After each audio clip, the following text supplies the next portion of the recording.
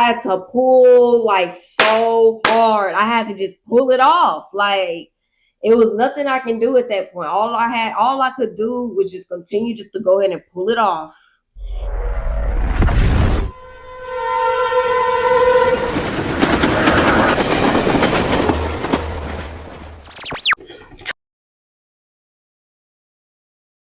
Welcome to Truth by 7. It's Stina Redeemed. This video is a story. I put my mind to something and I was able to make it happen. And how I feel that God has revealed himself to me through that. So make sure you like, comment, and do what? Do what? Enjoy the video. So I had one of these rings stuck on my finger. I took a nap and it went on perfectly fine. Perfectly fine. It went on perfectly fine. I woke up, I started taking off all my jewelry, and then this was the only ring that wouldn't come off. My battery had died. But I couldn't get the ring off. So it was to the point where I was pulling and my finger started swelling up. So I said, you know what? Let me just stop. It was like 12. It wasn't budging. It was actually hurting. And at this point, I started getting frustrated. And I said, okay, I'm going to have to go to the ER to get it cut off. I don't know. So I got in my car and I drive to the ER. But it was dark. And there was nobody in the parking lot. And so I was like, huh? I thought this was an emergency room, a 24-hour emergency room. And then I said, okay, well, let me find another one. I'm driving. It's 1 a.m. Nobody's on the street. Where up and down, it was like probably 3 or 4 o'clock in the morning. As empty as it was like ghost town. You can lay in the middle of the road like this. On either side of the road, it was ghost town. I went to the next ER. But the building was very lit up. This one, it was actually somebody there. And she told me that $279 up front just to get seen. And I was like, oh yeah, that's not happening. I drove to about 2 other locations after that. I ended up coming right back to the one. At this point, I'm going in circles. Ended up going to the same destination I had already previously went to. Almost every ER, they're all closed. What is going on? There's nobody on the street. 1 a.m. So let me do my makeup while I say this. At this point, I gotta go home. I'm frustrated. I can't think straight. I can't calm myself down enough to even realize what I'm doing. I'm not risk sleeping because I didn't know if I was gonna wake up and my finger could have been purple, black. You know, it was so snug, y'all. I tried the string method. But that just, it was so painful to where it was just fat and I just fell asleep. I barely even had gotten any sleep. I was just very uncomfortable. The next day, I'm just go to the ER. I'm gonna drive to another town. The whole day, I was just like, I'm gonna go to the ER later. I'm gonna go to the ER later. I'm in this pain, but I'm like, I'm gonna go to the ER later. Didn't want to go. I said, I'm going to try one more good time to pull this ring off, and I'm going to give it my all. And I'm going to risk it because it would have just hurt it a lot, like by me pulling on it again. So I said, I'm going to try my best. I'm going to do the best I can, and I'm going to pull on this ring. I kid you not. It was a cup of water I had left on the counter from the previous day. And so that cup was still sitting on the counter. I just decided to start pulling my ring off while my finger was inside of the water. Slowly working it off my finger. And this was excruciating. While I was doing this, I'm talking in tongues. You understand what I'm saying? I'm praying to God through the pain, because when I tell you this was the most painful thing when tied around my finger. So I was able to take a string. Some random string. I have all these strings sitting over here because I'm about to get ready to do something special. So I took a string and I put it up under that ring. There was no room for the string to go up under the ring. It was around my finger. So I had to take like a piece of floss, like the pointy, sharp part of the floss under the ring in order to wedge the string up under there. So I tried to do the spinny method where you could pull it off, but the ring was not a smooth edge type of ring. So it was hard for me to be able to pull the ring off with the string method to that point where it was right over that knuckle, the fattest part of my freaking finger. Man, I had to pull like so hard. I had to just pull it off. Like it was nothing I can do at that point. All I could do was just continue just to go ahead and pull it off. And it was like the way I pulled this ring off of my finger is like I wasn't even inside of my body. It's like I wasn't even inside of my body. It's like I was pulling. It's like somebody else was doing it for me because that's how excruciating it was. And I was able to do that. I was able to do something like that. And mind you, while all this was happening, I'm talking in tongues. I'm screaming in tongues. Oh my God. I was so surprised at the same time that I got it off. I was just baffled. Like, y'all disturbing me. I'm trying to like do a look here, and I'm looking in this mirror, and I'm trying to talk about. I'm telling y'all this story. I called my man with the ring in my hand. He's like, shocked. He said, baby, baby, baby, baby, how? He was so shocked. And I had like this imprint of a ring like inside of my skin, and it was like my skin was a whole different color up under the ring. It was terrible. I was just more proud that I got that off. And once he saw that I killed the lizard in the house, he never viewed me the same. He said, oh no, yeah, you a warrior. I said, how? I said, all I was doing was what I had to do. Like, how? Like, he said, no. He said, the way. I was like, no, no, no. He said, So funny, yo. The moral of the story is you never know what you're capable of. Always just do it, y'all. Just do it. Just take the risk and do it. Do you think for 1 second I would have thought that I was gonna pull that ring off myself? Man, if I would have known that, I would have pulled it off that night. If I would have known that, I wouldn't have slept so uncomfortable all night. I wouldn't have stressed. I wouldn't have drove around 1 a.m. looking for an ER if I would have known I could have pulled that ring off. But when I believed in myself, I tried it. And when I tried it, I was determined. I said, I'm going to give it my best. And that's all I could do was give it my absolute best. I couldn't do no more. I couldn't do no more. I didn't know that ring. I didn't know if that ring was going to come off or not. All I knew is that I didn't want to go to the ER. I didn't want them to cut my finger off. No.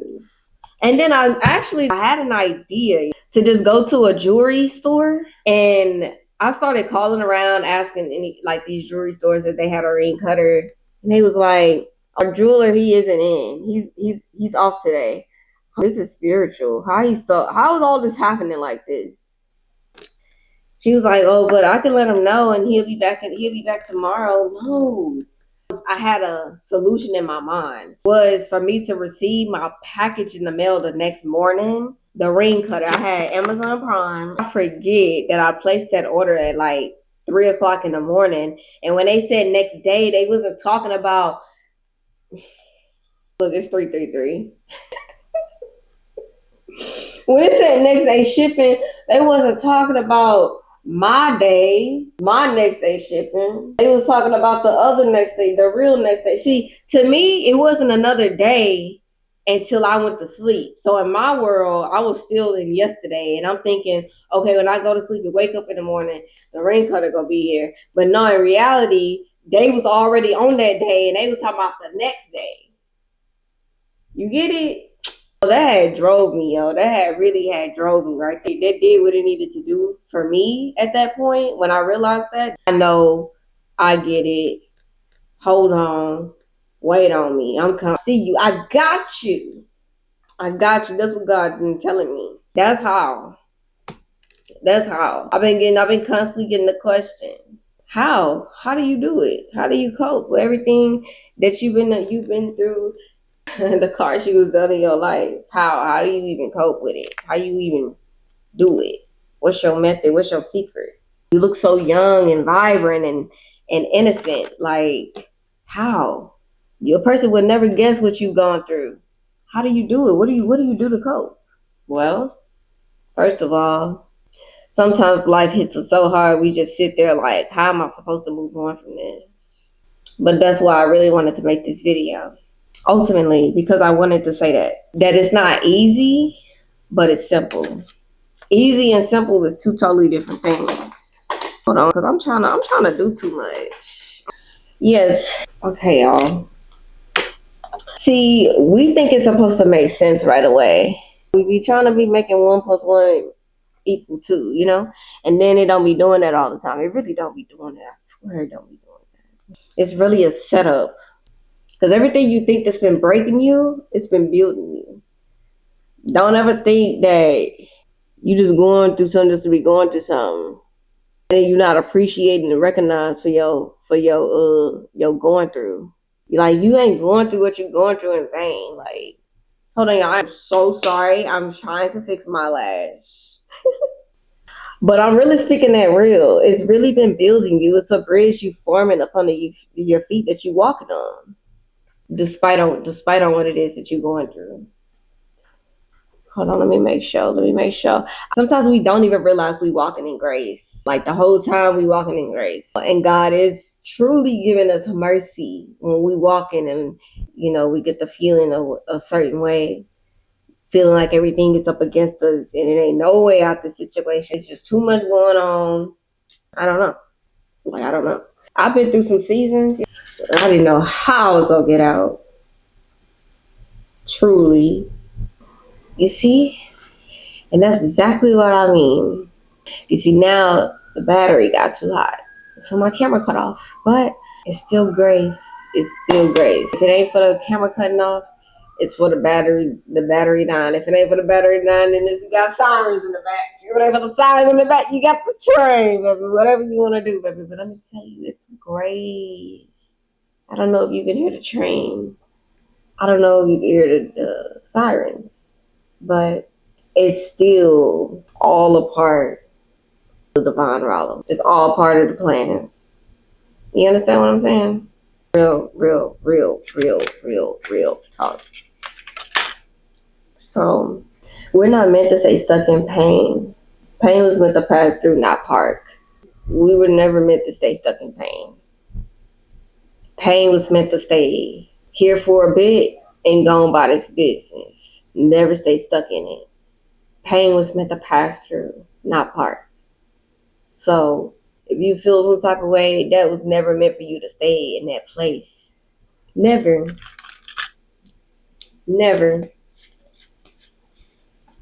So, you have to understand that. And when I say build a bridge, building a bridge and get over it, baby, that's exactly what you have to do. Meaning that you need to face the lesson, learn from it, forgive whoever you need to forgive, and move on. That's exactly what I mean. Build a bridge and actually get over it. It ain't no looking back. It ain't no none of that. Ain't no looking back, ain't no looking sideways, no looking down. When you crossing the bridge, you just go passing over. You passing over something. You getting it over. You getting over something. That's just what it is. A bridge was never meant for you to stay stuck on.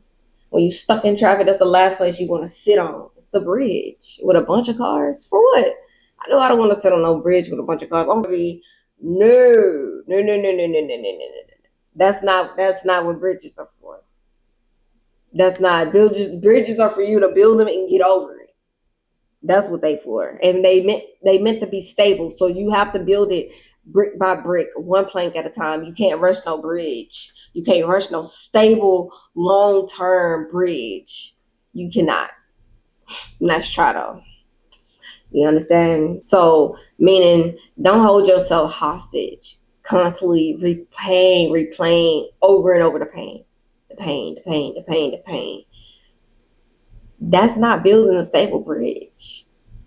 You keep replaying the pain time after time after time. Like, we get it, it hurt. We all got a story. We all have been through something.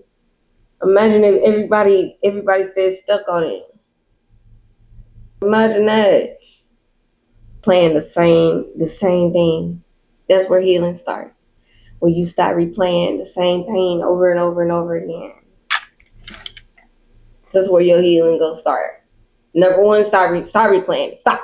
Y'all asking, how do you cope? How do you cope? I'm telling you. I build me a bridge and I get over it every time, because this is what life is. It's a setup, okay? Thinking that, it's all a loss, thinking that you lost something, thinking that you delayed in something, thinking that something ain't gonna happen because it ain't happening when you thought it was supposed to happen. So, you all in your woes. You all in your woes.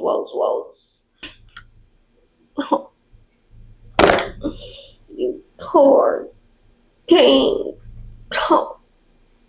Sweet, innocent thing. Oh, want to do it to you. Oh, God. That's what you want to hear? We all want to hear that. But if you can't tell yourself that, how we going to tell you? Because I can tell you that, but if you don't believe it, for me, what difference does it make? I ain't going to waste my time telling you, giving you pity. Oh, so what do we do now? Do we stay stuck here? Do we cry? What do we do? What do we do? Do we stay depressed? Do we stay in sorrow? Do we be angry forever? What do we do? Oh, it hurts. Come on. Be serious. You can't stay stuck on that and then expect something else to come out of it. Be for real.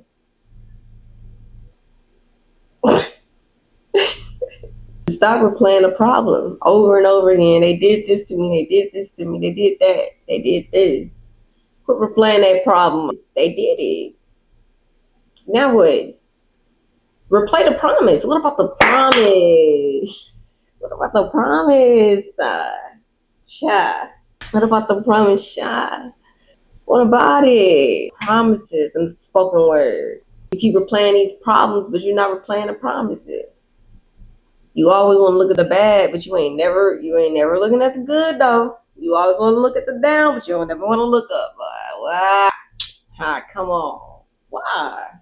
It's two sides to everything. It ain't fair if you're giving more attention to one side than you giving to the other side. Come on. Understand this though. It's a universal law though. The universe is always responding to your energy. It's go just respond to your excuses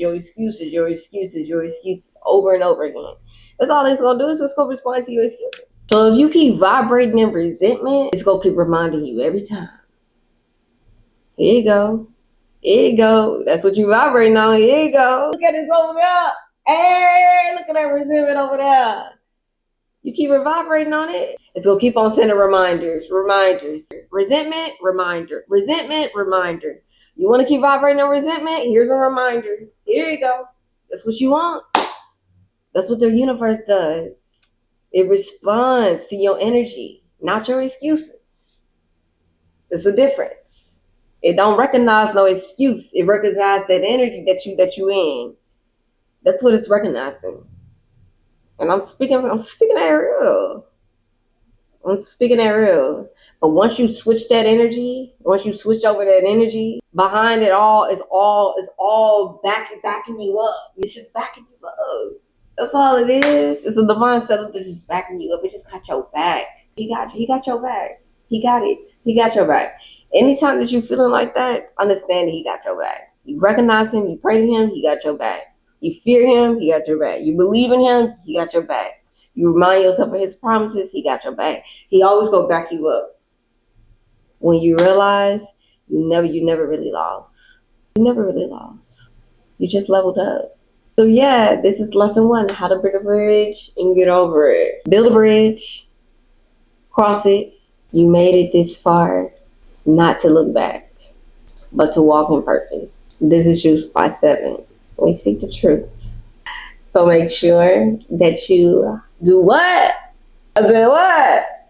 You do who? Oh. Make sure you like, comment, and subscribe. Yeah? Yeah, you know what to do. You know. It's just cool. I'm out. Bye.